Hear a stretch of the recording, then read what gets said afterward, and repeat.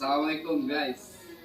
Hari ini kita rencana mau jalan-jalan keliling kota Pontianak. Seperti biasa ya, kita videonya video tanpa suara.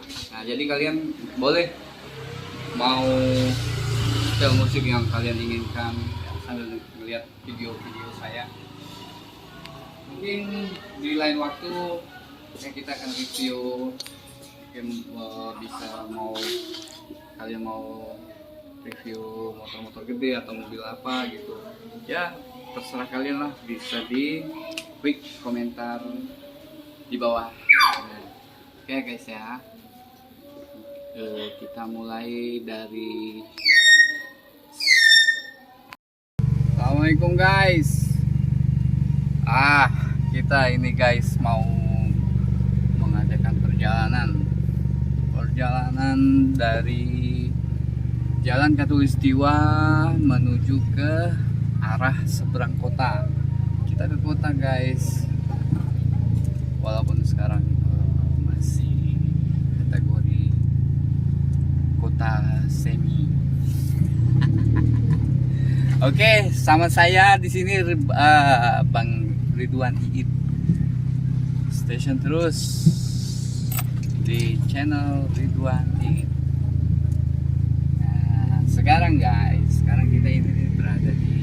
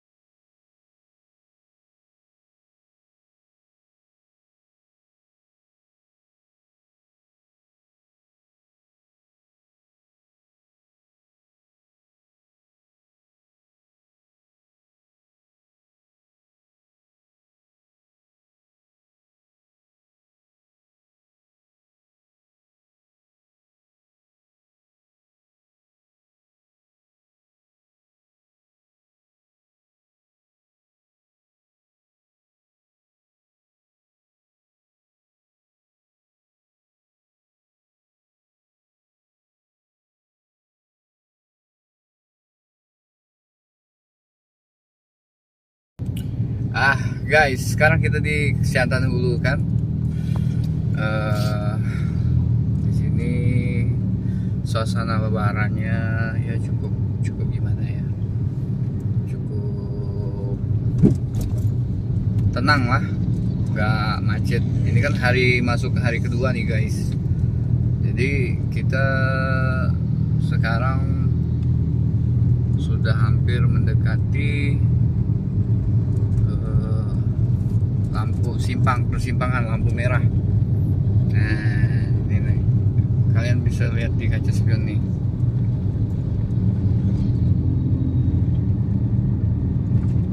Cukup tenang kan guys, nggak terlalu macet ribet, ya kan? Nih Ahmad Faiz nih lagi ngapa nih? Hai Ahmad Faiz nih. Hah? Faiz lagi apa? Lagi jalan-jalan. Wih, jalan-jalan kemana kamu? Nggak tahu. Nggak tahu. Oke. Halo. Hai. Saya lagi foto-foto kondisi Oh, jalanan. putih-putih kondisi jalanannya. Halo. Hai. Nah, lanjut kita guys. Kita cerita lagi ya guys ya. Ceritanya nih sekarang di kawasan Siantan sudah ada perbaikan juga, yang tadinya sedikit kumuh diolah dengan instansi pemerintah menjadi taman.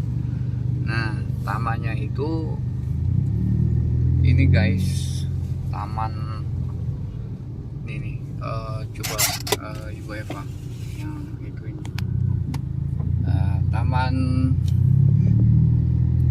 apa sih namanya ini? Taman Parit Nanas. Taman Parit Nanas. Ya, ya. Tadinya tuh jalan di sebelah kanan, coba lihat di sebelah kanan situ sempit guys, sempit banget. Dia ada pembebasan lahan, jadi ya dilebarin, terus timpa semen. Nah, dan mungkin pekerjaan yang berikutnya akan di Tamannya. aspal. Nah, ini tamannya guys, Taman Parit Nanas. Sekarang kita sudah mau memasuki jembatan. Nah, ini jembatan legend. Jembatan, nah ini kan Parit Nanas, Taman Parit. Namanya sih masih sederhana sih guys, tapi enak lah, lumayan lah untuk yang santai. Sekarang kita berada di jembatan legend, jembatan tol Kapuas 1, Kapuas Landak. Nah, sekarang kita berada di bawah arus Sungai Landak. Nah, ada airnya yang namanya Landak, Sungai Landak.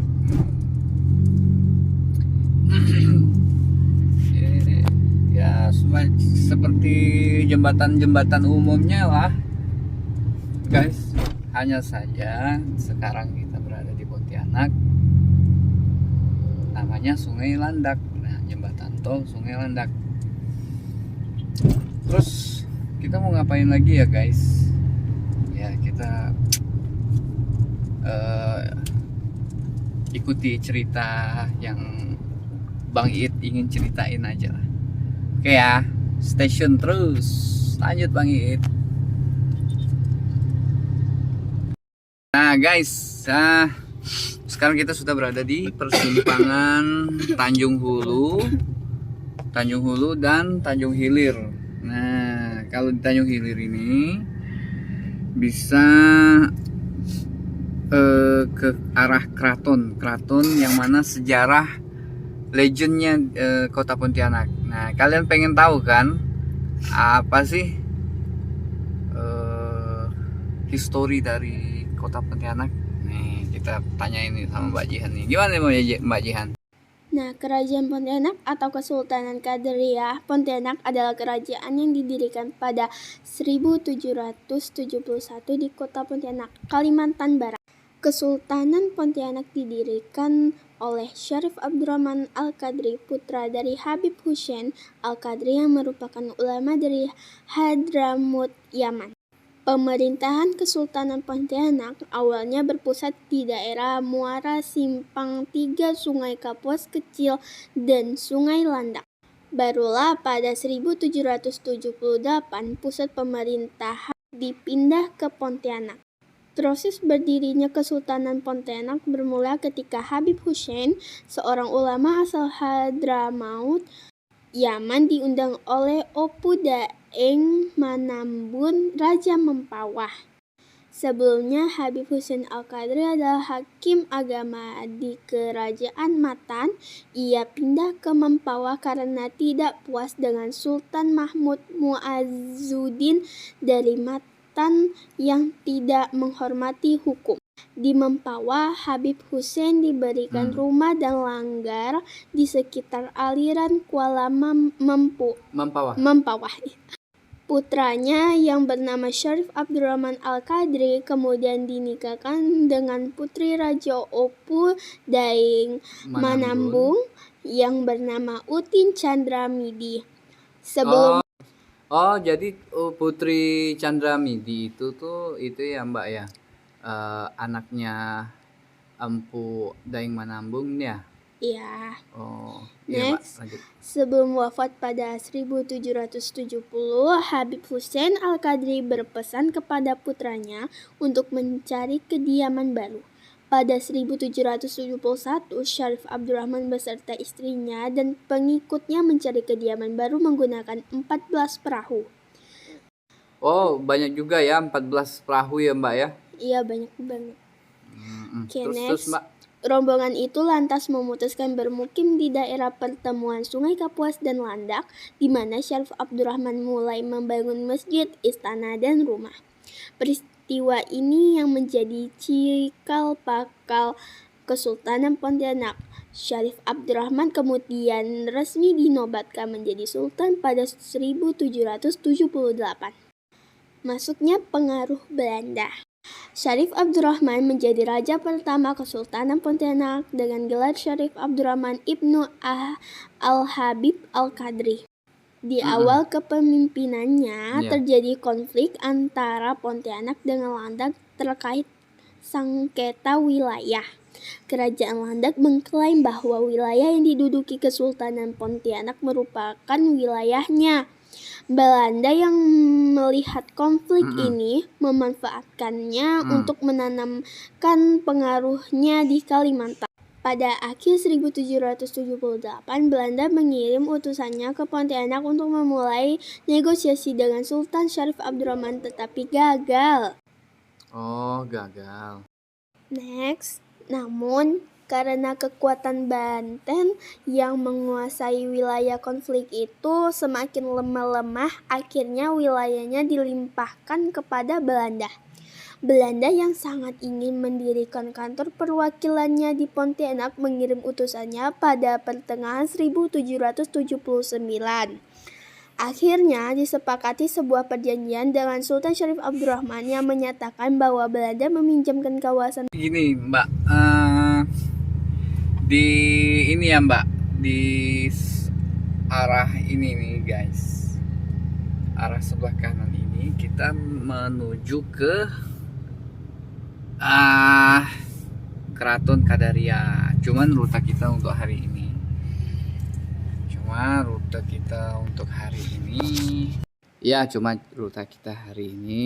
jalan-jalan keliling sambil dengerin Mbak cerita. Oke, next. Meminjamkan kawasan Pontianak dan Sanggau kepada Sultan Pontianak. Peristiwa itulah yang menandai dimulainya kekuasaan Belanda di Pontianak yang kemudian berkembang menjadi monopoli perdagangan. Setelah itu, Pontianak wajib menyerahkan segenap komoditas yang dikehendaki Belanda. Penamaan hasil bumi pun diawasi dengan ketat oleh Belanda. Selain itu, pajak ekspor dan impor harus dibagi dua antara Belanda dan Kesultanan Pontianak. Oh, jadi dibagi dua ya? Iya. Oh. Next, Kesultanan Pontianak juga mengizinkan Belanda membangun benteng di barat Sungai Kapuas. Nah, kita masuk ke perjanjian dengan Belanda. Pada 1819, Belanda mengadakan perjanjian dengan Sultan Syarif Kasim yang pokok isinya sebagai berikut. Pertama, kekuasaan atas Kesultanan Pontianak akan dijalankan oleh Sultan beserta pemerintah kolonial Belanda. Kedua, pemerintah kolonial Belanda akan melindungi Sultan. Ketiga, pajak ekspor impor, penjualan candu, dan monopoli garam diatur oleh pemerintah kolonial Belanda. Keempat, peradilan terhadap orang-orang Eropa dan Cina menjadi wewenang Belanda. Sedangkan peradilan orang-orang pribumi menjadi wewenang Sultan. Belanda akan membangun markas di Pontianak. Oh Mbak, ini ya sekarang kita sudah berada di ini guys, Sungai Kapuas. Sungai Kapuas di Kapuas 1. Ini tol Kapuas 1. Yang Kapuas 2-nya itu mau ada beberapa kilo sebelah kiri kita, cukup jauh sih, berapa kilo sih, itu ada jembatan satunya lagi. Nah, itu difungsikan untuk alat-alat ya, semacam truk, kontainer. Nah, lewat di situ. Untuk kedepannya wacana dari Pemkot kita, pemerintah kota, akan ditambah lagi satu jembatan. Nah, jadi seperti akan dibuat seperti jembatan tol Landak. Nah, sekarang ini nih kita sudah berada di persimpangan lampu merah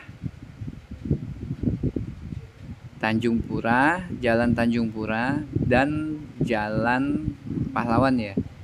Sebelah kiri Jalan Imam Bonjol ke Adi Sucipto. Kalau di kanan kita di Jalan Tanjung Pura. Nah, hanya saja kita ini akan melewati Gajah Mada guys, Jalan Gajah Mada. Nah, seperti apa? Lurus kita ke Pahlawan ya? Iya, kita lurus ke Pahlawan dong. Nah, agak sepi ya Mbak ya? Iya.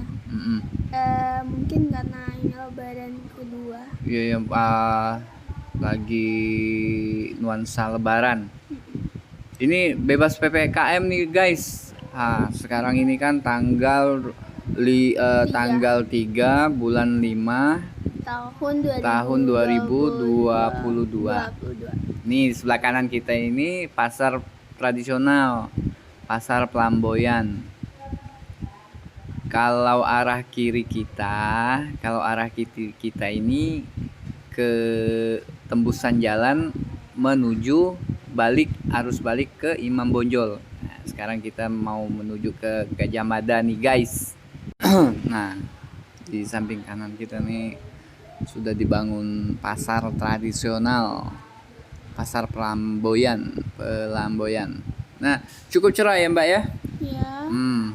Karena kemarin hujan dan situasi atau suasana lebaran nih masih terasa di Jalan Gajah Mada. Biasanya jalan ini padat banget, super padat. Nah, enaknya pakai motor. Jadi ya, lanjut mbak. Oke, lanjut. Oh ya, BTW, yang Belanda akan By membangun the way, BTW, emangnya singkatan bahasa Indonesia? by the way, By the way. Yang Belanda akan membangun markas di Pontianak itu adalah perjanjian ya yang kelima ya. Soalnya aku tadi lupa kasih taunya. Next, perjanjian dengan Sultan Pontianak juga dilakukan lagi pada masa pemerintahan Sultan Syarif Muhammad Al-Qadri pada 1912. Isi perjanjian itu membuat kekuasaan Sultan semakin diperkecil oleh Belanda. Berikut isinya. Mbak, itu ya monopoli ya Mbak ya? Iya. Lanjut Mbak.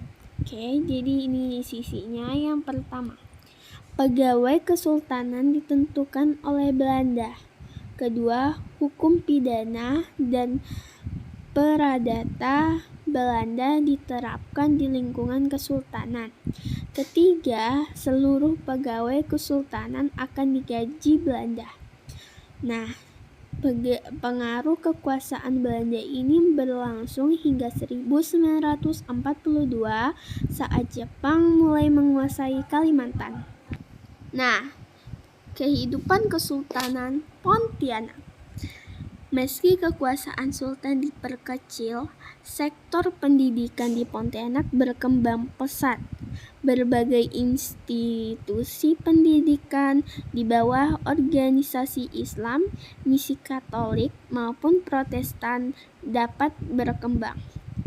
Sultan Syarif Muhammad 1895 sampai 1944 pun mendirikan perguruan Al-Qadariyah sebagai sarana pendidikan bagi keluarga kesultanan. Selain itu, Sultan juga mendorong pendirian lembaga-lembaga pendidikan untuk mencerdaskan ya. Rakyatnya. Oh gitu ya Mbak ya. Berarti ada action dong. Nah, ini di depan kita nih ada bangunan juga. Cuma kita akan belok kiri. Oke. Nanti kita akan ada lewat situ. Jadi kalian jangan skip ya video kita. Jadi stay tune terus di Ridwan Iit. Oke, next kita Ridwan Iit langsung telusuri guys. Kita lanjut cerita. Lanjut dong, seru tuh. Oke, lanjut. Sektor perekonomian dan perkebunan juga berkembang di Pontianak, di mana para petani Melayu dan Tionghoa berhasil memajukan perkebunan karet sebagai salah satu komoditi ekspor. Sementara itu, orang-orang Bugis berperan dalam memajukan perkebunan kelapa di wilayah Sungai Kakap, Sungai Rengas, Jungkat, dan Petini. Oh, itu wilayah-wilayah yang udah dibagi ya Mbak ya. Organisasi politik juga berkembang di Pontianak saat itu. Bahkan anggota keluarga kesultanan ada yang turut aktif di dalamnya. Adapun beberapa organisasi yang berkembang di Pontianak adalah Muhammadiyah, Partai Indonesia Raya, atau bisa disebut dengan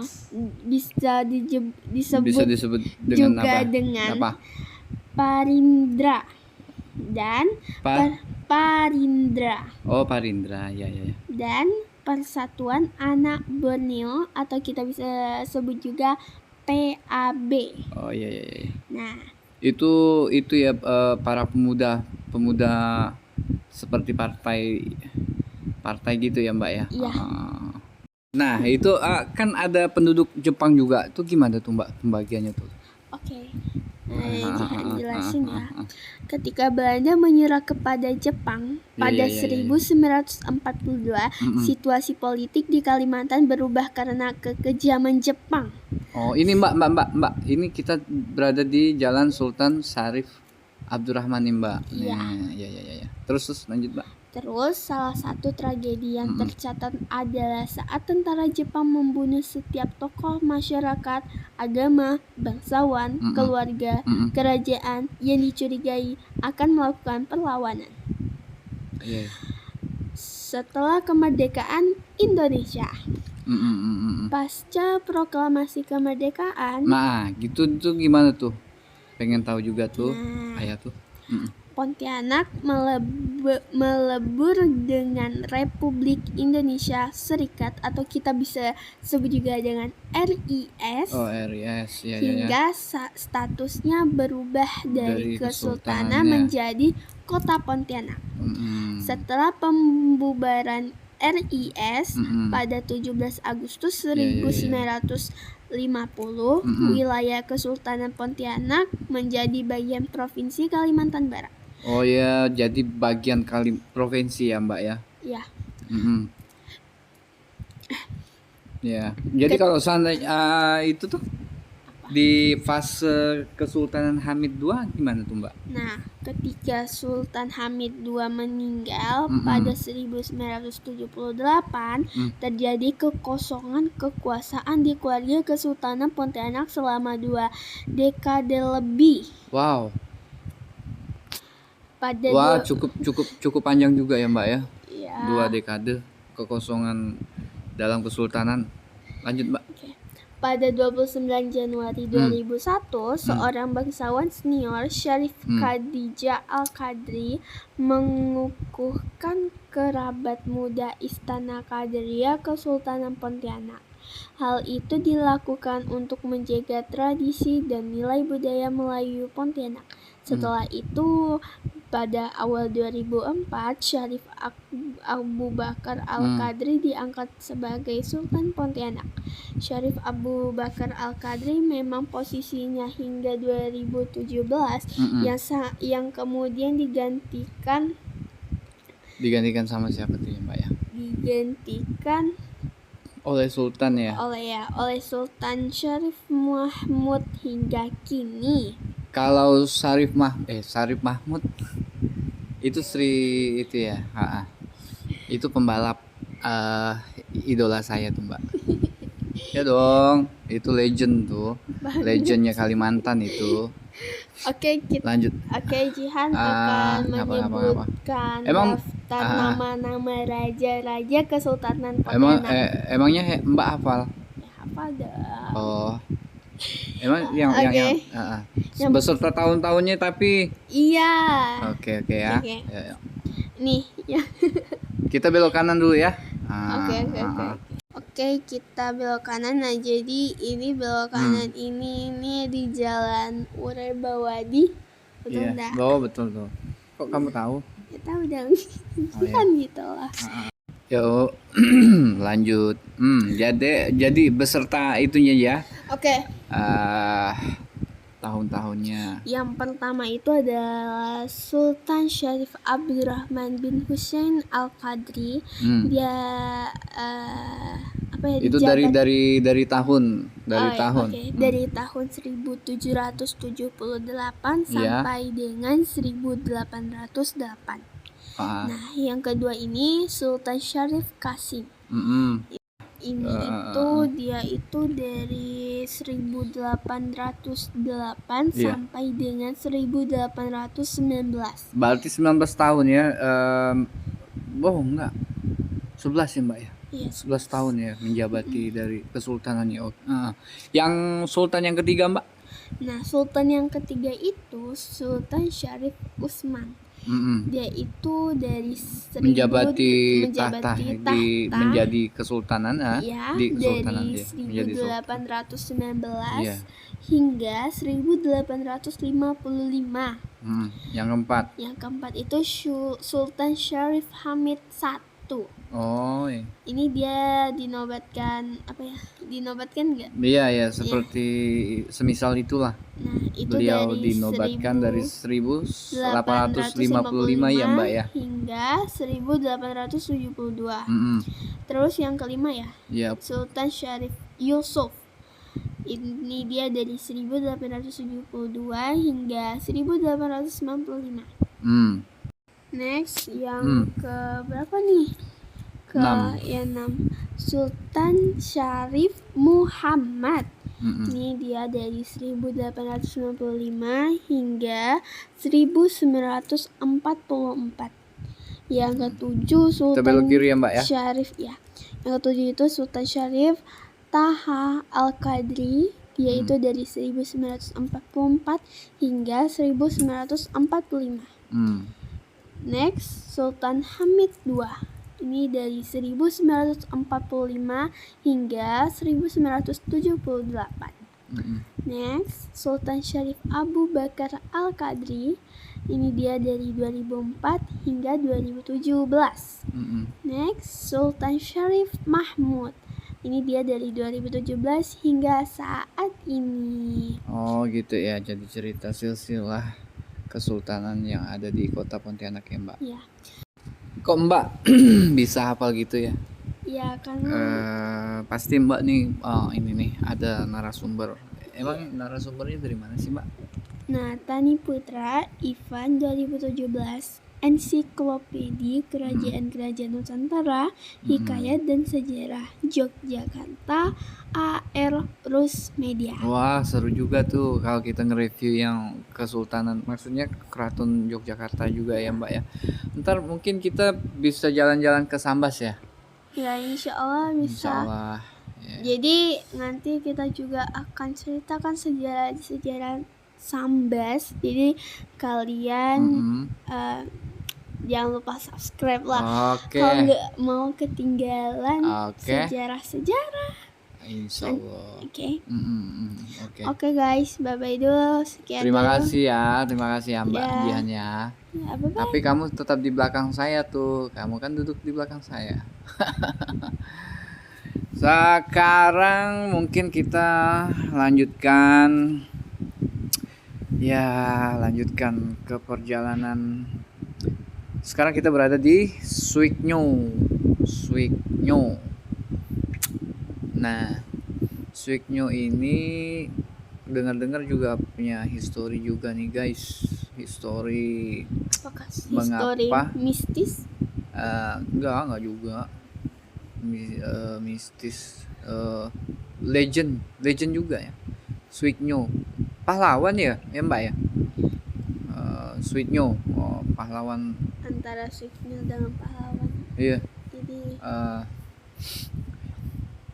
Oke lah guys, kita simak dulu lah video-video yang kami review ini.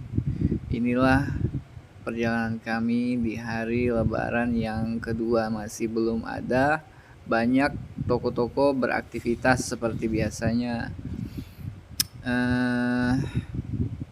Boleh kalian cantumkan komentar untuk masukan apa, cerita apa, reviewnya apa ya.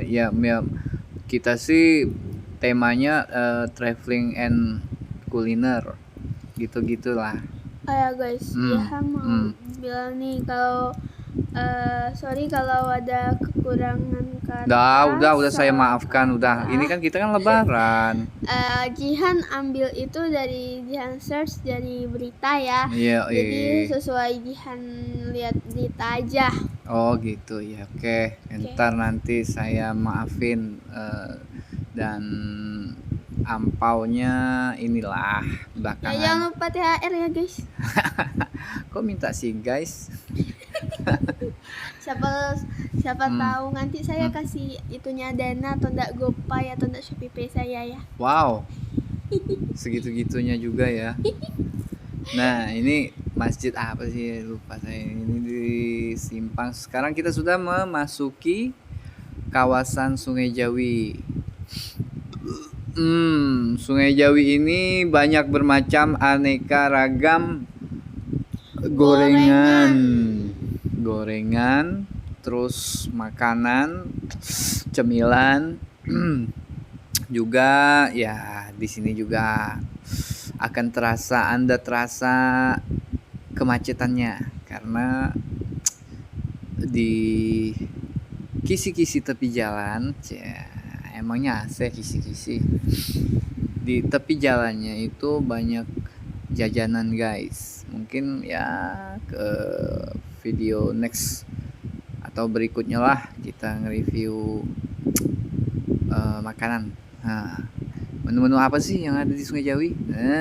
Makan kita guys. Oke ya. Lah, kamu lihat dulu lah review kita.